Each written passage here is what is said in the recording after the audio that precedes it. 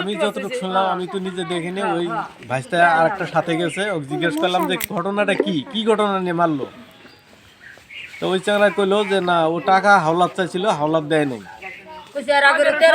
হাওলাত দেয় নাই, আর আগে দিছে, ওই টাকার লেনদেন ভালো করে নাই, আর হাওলাত দেয় নাই। এই কারণে মানে একটা শত্রুতা, মানে ওটার সাথে রেশারেশি।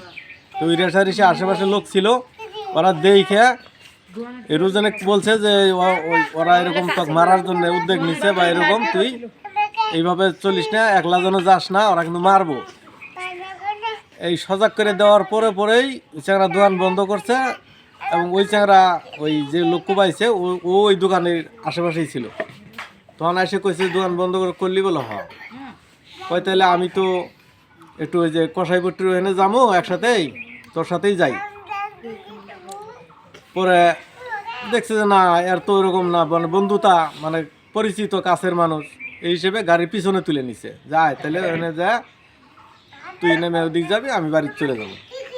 এসে ওই মাঝখান রাস্তায় এসে ওই যে টাকা যে হাওলাত দেয় নাই, এই আক্ষেপে ওই হাতিয়ারটা নিচে নিয়ে আসছিল পিছন থেকে, ওই গাড়ি চলা অবস্থায় চলা অবস্থায় মানে মাথা আঘাত করা শুরু করছে।